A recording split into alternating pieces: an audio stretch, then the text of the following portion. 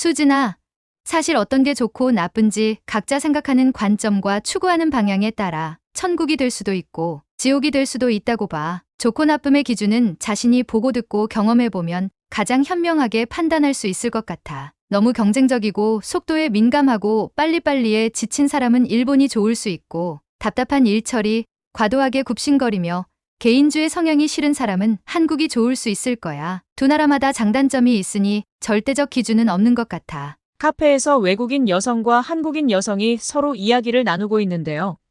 두 사람은 매우 진지하게 한국과 일본에 대해서 이야기를 나누었는데 한번 들어보도록 하겠습니다.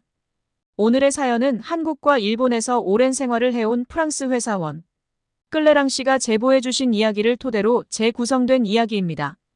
영상을 시작하기 전 구독과 좋아요는 영상 제작에 큰 힘이 됩니다. 안녕하세요.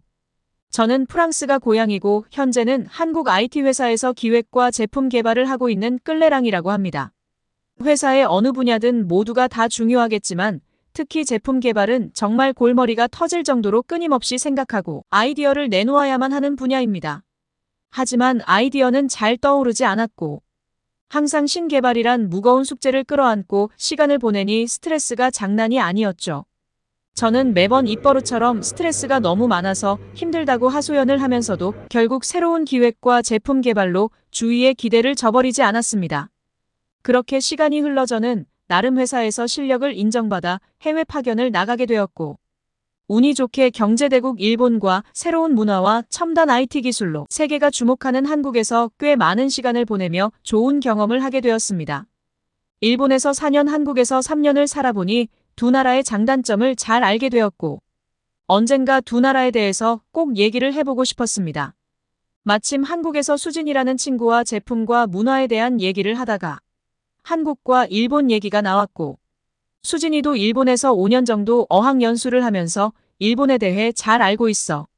각자 한국과 일본의 장단점을 얘기하는 시간을 가져보기로 했습니다. 지금부터 들려드릴 내용은 저희 둘 다 경험하고 생각했던 한국과 일본의 장단점에 공통된 내용입니다. 수진이는 한국 사람임에도 불구하고 매우 냉철하고 균형 있게 한국과 일본에 대해서 얘기하는 저에게 공감을 해줬고 저는 최대한 한국과 일본에 대해서 객관성을 가지고 장단점을 말했습니다. 제가 하는 말은 두 나라가 좋고 나쁨이 아니라 현재 느끼고 있는 한국과 일본의 관점을 외국인이 보는 시선이라고 생각하시면 좋을 것 같습니다. 첫 번째로 저는 한국 사람들은 한마디로 성격이 매우 급하다고 생각합니다. 물론 국민 전체가 그런 것은 아니지만 대체로 한국은 속도감 있는 것을 중요시하는 것 같았습니다. 반대로 일본 사람들은 느릿느릿해서 처음에는 답답하다는 생각을 많이 했고 적응이 안 될 때가 있었지만 시간이 지나니 오히려 편하다는 생각이 들었습니다. 한국은 정이 있는 문화고 일본은 철저히 개인주의 성향이 강한 것 같았는데요. 물론 한국도 최근에는 젊은 사람들이 타인으로부터 간섭을 받기 싫어하면서 개인주의 성향이 많이 짙어졌지만 그래도 한국은 사람들과 같이 어울려야 한다는 한국 특유의 문화를 가지고 있는 것 같았죠. 반면 일본에서 산다면 친구나 지인이 옆에 같이 있다고 하면 일본이 살기는 좋은 것 같아요. 대신에 그냥 단순히 혼자가 편해서 일본에 산다면 너무 외로울 수 있기 때문에 오히려 한국이 좋다고 생각합니다. 일본에서 살면 외로운 이유가 친해지고 마음을 나누면 한국과 크게 차이가 없지만 더 솔직하게 일본 사람하고 친해지기가 정말 어렵거든요. 친해지기 위한 과정에는 허물어야 할 벽이 너무 많고 그 과정이 정말 힘들다고 생각합니다. 심지어 그 거리감을 잘못 조절하면 말도 없이 손절당하는 경우도 많습니다. 반면에 한국 사람은 빨리 친해지며 일본 사람처럼 너무 계산적인 사고를 가지지는 않는 것 같았습니다. 한국 사람들은 마음이 굉장히 밝고 먼저 외국인에게 친절히 다가오면서 도움을 주기 때문에 처음 외국에 나가서 낯선 환경을 접한다면 빨리 적응하고 사람들과 친해질 수 있는 나라가 단연코 한국이라고 생각합니다. 제가 일본에 살면서 사람들의 성격이 여유 있다고 느꼈던 부분이 차를 운전할 때 빨리 출발 안 한다고 클렉슨을 울리지도 않고 여유 있게 기다려주는 배려가 상당했습니다. 또한 비싼 차를 가지고 있다고 도로에서 멋대로 운전하거나 과시하는 사람이 없었으며 소형차를 운전하는 사람을 아래로 쳐다보는 시선이 없었던 것 같았습니다. 반대로 한국은 신호가 바뀌고 조금이라도 늦게 출발하면 뒤에서 여지없이 클렉슨을 울려대기 때문에 보통 신경이 쓰이는 게 아니었습니다.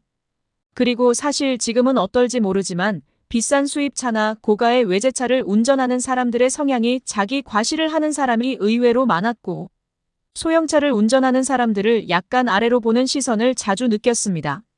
또한 일본에서는 시내버스가 운전을 조금 실수를 해도 사람들이 그럴 수 있어라고 생각하는데, 한국에서는 버스가 굽은 도로나 과속 방지턱에서 급브레이크 실수로 차가 흔들려 승객들을 놀라게 하면 나이 드신 분들이 즉시 고함을 치고 훈계를 하는 걸 자주 봤습니다. 사람이다 보면 본의 아니게 실수를 할 때가 있는데, 특히 한국 어르신들은 그런 부분이 용납이 안 되는 것 같았습니다. 일본은 한국에 비해서 평지가 많은데요. 한국은 대부분 산지라 좁은 평지 땅에 도시가 밀집되어 있는 구조인 것 같은데, 일본은 평지가 대부분이라 실제 면적보다 몇 배로 넓고 한국은 실면적보다 더 좁은 것 같았어요. 그리고 일본은 생각보다 크고 넓기 때문에 이동하는데 꽤 시간이 걸립니다. 그리고 일본은 전기가 민영화이다 보니 핸드폰 충전을 아무 곳에나 함부로 못합니다. 일본은 전기요금이 비싸기 때문에 지하철역에서 노트북 충전하다가 처벌받은 사례도 있거든요. 반면에 한국은 웬만한 곳에서는 충전이 가능한데, 기차역, 지하철역, 공항, 심지어 고속도로 휴게소는 물론이고 카페는 언제든지 충전이 가능하고요. 한국에서는 무료 충전할 곳이 많고 필요하면 언제든지 이용할 수 있는 곳이 많아서 매우 좋고 편리한 것 같았습니다. 제가 무엇보다도 일본에 있을 때 놀라웠던 건 일본은 흡연율이 20%도 되지 않는 데에 비해 공공장소는 물론이고 아무 데서나 담배를 피우는 걸 보고 정말 충격이었는데요. 물론 지금은 정책이 많이 강화되어 덜하지만 여전히 한국만큼은 금연제도가 확실히 되어 있진 않는 것이 조금 아쉬웠죠. 아마 담배 연기를 극도로 싫어하는 여성분들은 많이 불편하겠죠. 그리고 재미있었던 건 일본은 편의점이 곳곳에 상당히 많이 있는데요.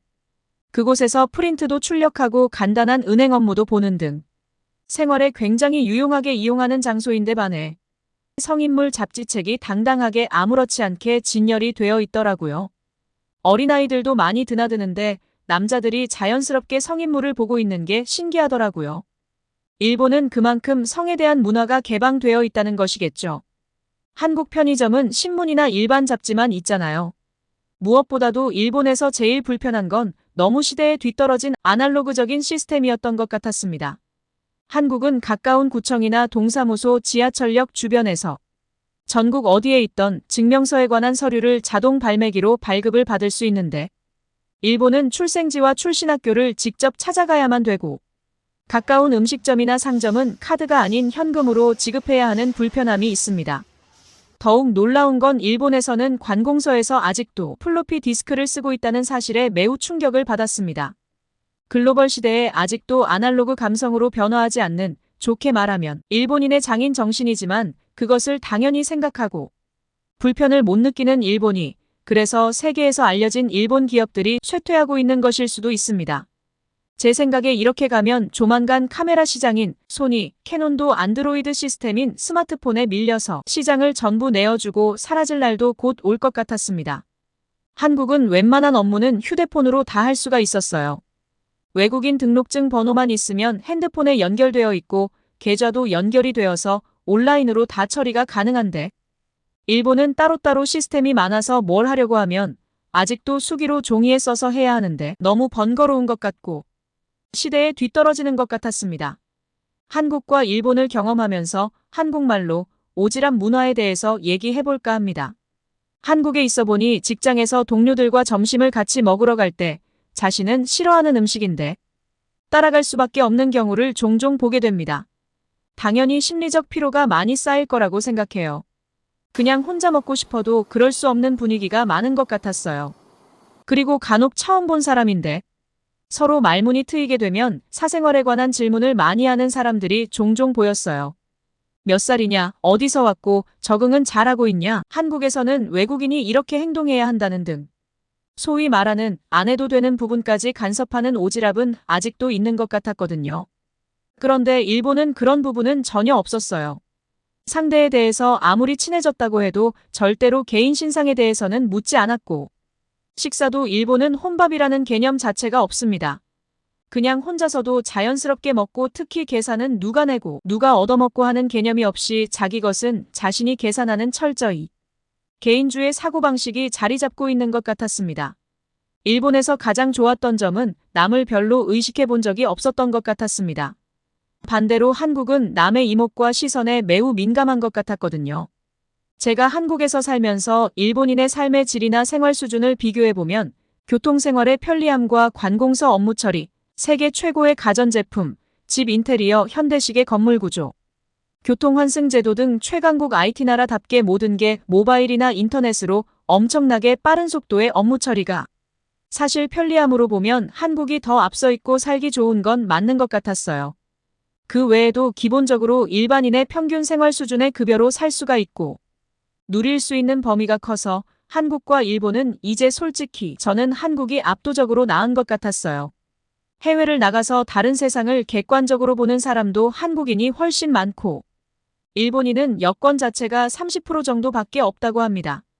일본은 익숙한 것만 변화 없이 단순 반복하는 사회에서 미련한 곰을 만들고 노인과 지위 있는 기득권 자본가만 유리한 그런 느낌입니다. 한마디로 좋게 보면 섬세한 거고 안 좋게 보면 융통성 없는 거라고 보면 될 것 같아요. 그리고 일본은 업무 처리 능력이 매우 늦고 떨어지는 것 같다는 느낌을 받았어요. 특히 공공기관, 관서 등은 답답할 정도로 아날로그적인 세상을 살고 있는 느낌이 강했고 답답했습니다. 다만 원칙대로 생각 없이 수동적으로 살기에는 매우 최적화된 곳이 일본인 것 같았어요. 결론은 일본은 무슨 일이 있어도 매뉴얼대로만 하면 일을 잘하는 것이라는 생각이 들었습니다. 그에 비해서 한국은 매우 유연성 있게 업무를 하고 위기 대처 능력이 아주 뛰어나며 상황 판단을 대단히 빠르고 적절히 하며 대처를 잘하는 것 같았습니다. 특히 공공기관, 은행, 병원 등에서 업무나 치료를 받을 때 스마트한 최첨단 시스템으로 순식간에 스피드하게 업무 처리를 하는 걸 보면 외국인 입장에선 솔직히 매우 놀라고 감탄이 절로 나오죠. 어떻게 이렇게 빨리 업무가 가능한지 존경심까지 생길 때가 많았습니다.